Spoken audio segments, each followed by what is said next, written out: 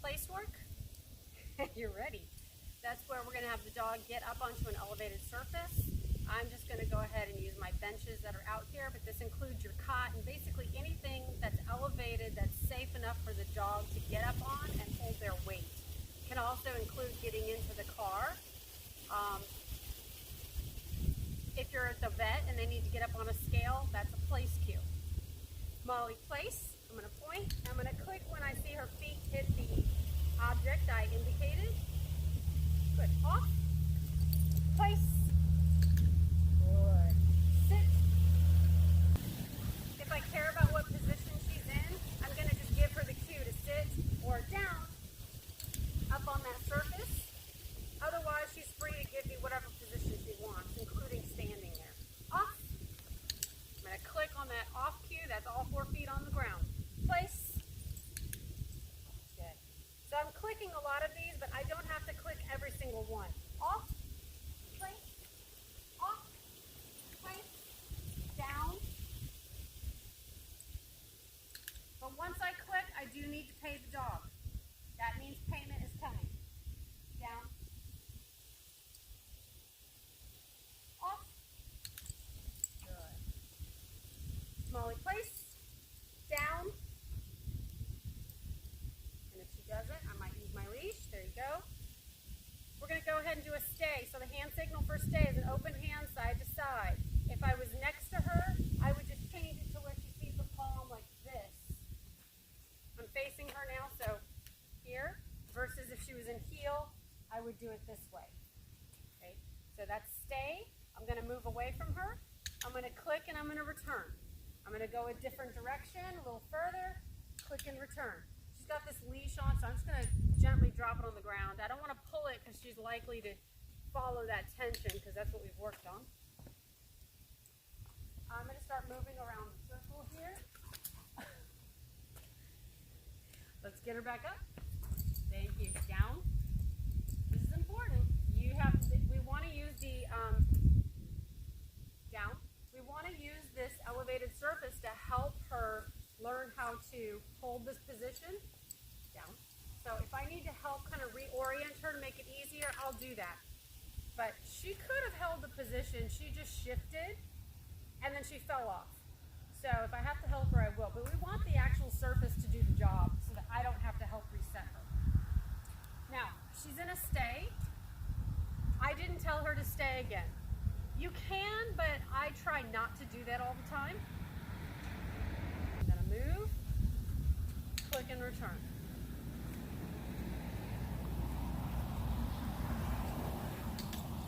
You see her shifting, so she's just doing this so she can watch me. She's just going to have to do it in balance better than last time.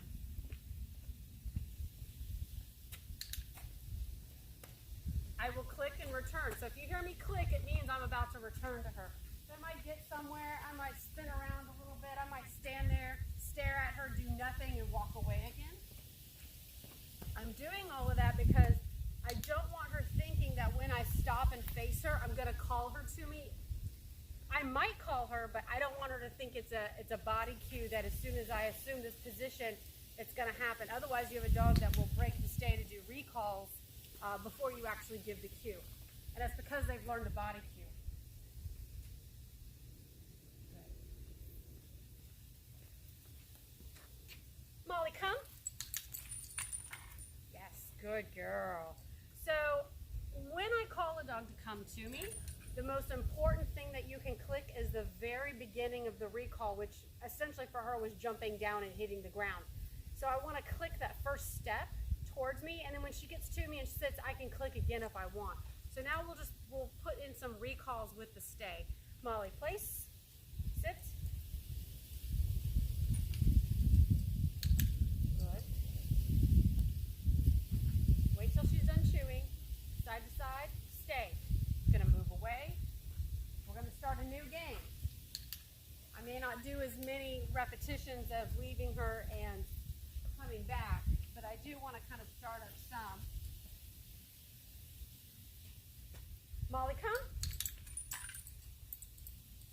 Good. So I have to click when she first starts the recall, and then when she gets to me, I can do that as well. I don't have to. I'm going to bring bring her a little bit closer because I feel like if she's too far for me to touch, then that's kind of my rule. She needs to get in closer and I'll help reset her. Okay. We're going to do some recall games, little cookie toss games. So usually I do this in the house. I'll start it out here. And I need to have something that I can throw my food up against. Okay, don't do it in the grass because you won't be able to see where you tossed your food from a distance. So it needs to be on like concrete or in your house. Make sure it doesn't go under furniture. So I like to use vertical surfaces like walls without them going under drawers and cabinets and stuff like that. So I'm going to take some of this food, you may not see it on camera, and toss it up against these benches. All right, go get it. And encourage her to go get it. Molly, come, and I'm going to call her after she gets that piece of food. Thank you. And click as soon as I see her heading my direction. And then she gets another piece of food when she arrives here. We're going to do it again. All right, go get it. Come. So as soon as she does that 180, that's what I'm clicking. So I want to see that shoulder move. I'm clicking that shoulder movement. If she was facing me, I'm going to click when she takes that first step towards me. Come. Good. Okay. Good. All right, get it. I didn't call you because there were two pieces, but she only got one. Come. Again, I'm clicking that nice fast head snap. And basically what I'm saying is that when she does this very quick 180 this way towards me because she was facing the same direction as I was and she had to turn towards me. As soon as that happens and I click that first step, she already knows she's earned reward. So why not come all the way to me to collect it? I'm not waiting to only click when she gets to me because if it's a long distance, she might get distracted and not finish the recall. But if I click that first step, I've already told her you earned it. And if she wants that food, why wouldn't she finish the recall to come get it? So this is one of those things where if she wants the food, she's got to come all the way to me to get it. Let's do one more. Come.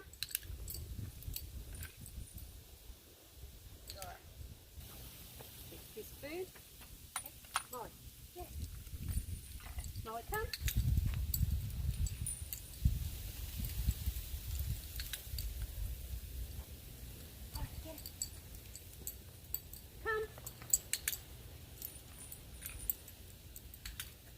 Girl, very good. Good girl. Heel. Nice. Good. Heel. Okay, I'm going to briefly talk about the treat and train. There's several different options here. When she's in a down stay, I typically at this point, if I'm trying to feed her a meal, I'll keep her on the multi-treat. With it on the variable setting, and for her usually anywhere between the 30 and 45. You could even do the 60 second. So all those numbers are in seconds for the treat rate. So basically what that setting means is right now it's on 30, that anywhere between 0 and 30, this machine is going to randomly go off when I put it on the automatic setting. So I don't actually have to push a button. It's going to do it on its own. It'll randomly spit out food between the 0 and 30 seconds. And then because it's on variable, it's going to reset and it will pop out more food at another time interval between 0 and 30. It won't always stay the same. When you have it on multi-treat, it just means that this disc is going to spin around multiple times to let more food fall out into the tray. If I had it on single treat, it basically means the disc is going to rotate just to allow food to drop out at one time. It might rotate multiple times, but it's only going to let food drop out of the hole once. It just takes a little while to figure out, get it to catch into one of these holes. These discs actually come out, and it comes with 2 discs, and you can see the hole size is different. That is so that if you have bigger pieces of food like hers, you're going to use the large disc. If you had smaller pieces, you would use the small disc. Otherwise, if you have small pieces that you use with the large disc, you're going to have more of them fall through, and maybe you drain the machine faster than you anticipated because of the disc size that you selected. And if you have large food and you use the small disc, it's just going to jam up and nothing's going to come out. So these just kind of go in, just set it in, and then you should, you know, kind of rotate a little bit and you'll feel it catch. If at some point when the food is in there, the machine jams, if you have really dusty food, things that break down and crumble, it does jam up more than when you don't have that dust. So periodically, definitely take this out. And like you can see some crumbs in here. This is from her food. And you kind of wipe them out. Get a paper towel, wet paper towel, and you can kind of wipe it out manually. Get some of that dust out. And put our disc back in. If you have really dusty food, it's going to jam up. And if that happens and this disc can't rotate, you'll see this little light when it's on automatic. It'll start to blink at you. And if you have the sound on, it'll start to beep. But if your sound is off, you'll just notice the light blinking. Anyhow, if that happens, you're just going to wiggle this back and forth like that until you break away whatever dust or little piece of food that might be stuck in this corner or something like that. And then you can restart the machine. It happens every now and then. Her food hasn't been too bad. Some dog foods are just horrible at getting this machine jammed up, but hers has been pretty good. So again, you could do single treat if you want, but if you have like 2.5 cups of her food in here, it's going to take a long time for this food to be empty. So kind of keep that in mind. As she has longer time periods that she has to wait, you might want to do the multi-treat, because then basically when the machine finally decides to hit, it always has a nice little jackpot. It's not going to hit as frequently, but when it does, it's going to pay out big. If I was paying a dog who was just starting, like when we first started, I might have him on 10 to 15, and I would put it on the single treat because it's going to pay so frequently. I don't need it to have these big jackpots all the time. It's going off like, you know, anywhere between the 3, 5, 7, and 10 mark, the way I have it set there. And it's just going to keep going until the tray is empty. Well, that's going to empty the tray out pretty quick compared to if I turn it to like the 30, the 45 second. There's a lot more time that she has to wait for a food drop. If she's in the automatic setting, which is basically when you hit the downstay button. So if I hit downstay, oops.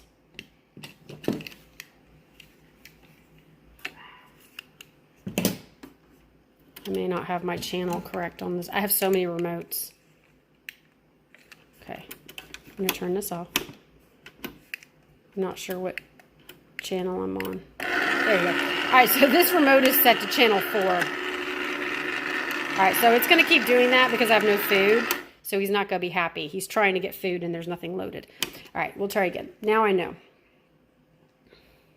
Okay, so if I hit dispense, it'll start to rotate until it catches food and drops it. It's not going to be happy, so it's going to start blinking. Basically, this would say, hey lady, the food is empty. Like I can't do it. And you would have to come and put more food in or know that the dog is done right now. So I'm just going to hit the downstay button and it'll stop the blinking light. All right, so we're going to load in some of her food so my machine's happy. Okay, and make sure I turn it back on. All right, so I have it right now on the 10 second, just for demonstration purposes. I'm going to go ahead, I'm going to hit the downstay button so that light should come on. Now it's solid. If it's blinking, the machine is either jammed or out of food. Sometimes the dogs tilt the machine and then it's upset.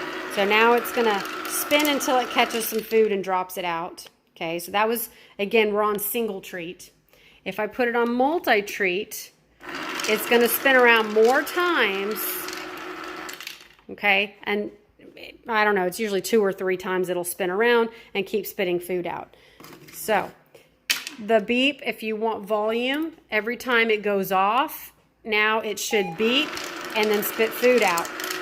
When I have the dog in a downstay, that is really annoying, so I don't want that on. I'm going to turn that off. But you can hear, it's loud enough as it is, so I don't really need the beep on it if the dog's doing a downstay. So you can see how frequently it's spitting food out. I'm going to turn this off. And to turn it off, I just hit the downstay button again. because I have it on 10 seconds, you see that, it's going to hit pretty frequently. Okay, so if I wanted to have the beep on and I was actively using it kind of like a click and treat, I'm going to hit dispense, and now it's going to beep and spit food out every time I hit dispense. So I'm manually operating it. I can hit it on the downstay, the light is on, so now the machine's going to take over based on whatever my setting is. Okay, the machine did that on its own, but if I wanted to give a bonus, I could go ahead and spit one out at any time, even while it's on automatic. Okay, I'm going to turn it off for a second. Take my disc out, or my food out. Now this little tray, it also comes off. Sometimes you have to work with it a little bit to get it off. My machine is pretty used to me taking it off, and then it should just click in place. But that way it's easier if you want to, take it and wash it. I just hand wash mine. I've never put them in the dishwasher. And then you can also wash this area just with a wet paper towel. Just kind of wipe your machine down. This is also designed to where if I have the tray off, let's say I'm dispensing, and now it can just dribble down and onto the floor. So I could have it up on a countertop. I would probably put it more to the edge, or I could put it on top of a wire crate, and I could set it on automatic. Right now I'm just pushing it and shoot the food out onto the ground. Okay, so that's kind of nice if it's in the crate, taking up a lot of space, and it's a wire crate. It makes it easier that you can just take the tray off, put it on top of the wire crate. You're going to have to play around a little bit with positioning it so that the food actually drops into the crate and it doesn't like bounce out of the crate. It's better if you have like blankets or something to absorb the impact, because sometimes it'll hit the tray that's in there and just bounce right out. And then you have a bunch of food all around the crate, and the dog is a little upset that he just has to look at all his food where he can't get to it. Okay, it says that this thing can take 3 cups. I'm telling you right now, I have more problems with the machine jamming and having problems when I go over 2.5 cups. So I pretty much never do 3 cups. And right now she's eating 5 cups of food a day. So 2.5 in the machine, and then maybe 2.5 cups that I'm actually using by hand when I am working with her works out pretty nicely. Okay, this little switch that says fixed and variable, for the most part, I always have it on variable when I'm doing automatic stays. That's the downstay button on the remote. That's where you have it automatically on. The fixed button, if it's over here, it will only run for 1 minute. So I can hit this downstay and it's going to run the machine for 1 minute and then turn off. And you're going to wonder why the machine is not working longer when you're doing these long downstays. It's because these are pre-programmed kind of baby games. Your dog is beyond that, so you're probably never going to use the fixed toggle switch ever again. Just flip it to variable and leave it there. Your channels here, that goes to your remote. Make sure you, let's turn that off. Make sure that you know which channel you're lined up with. A lot of times all I do is just move it a channel, hit dispense, move a channel until finally it'll catch on to one. But you can reprogram these little guys. Open this up and you can see that switch right there. It says channel. I have it to 4 because I have multiple machines, so I can have all of my remotes set to different machines to activate only the dog I care about. So anyway, channel 4, but you can switch them around. It allows you to have up to 4 machines. I can also have one remote talk to all of my machines at one time by keeping it on the same channel. But that's not even an issue with a single dog.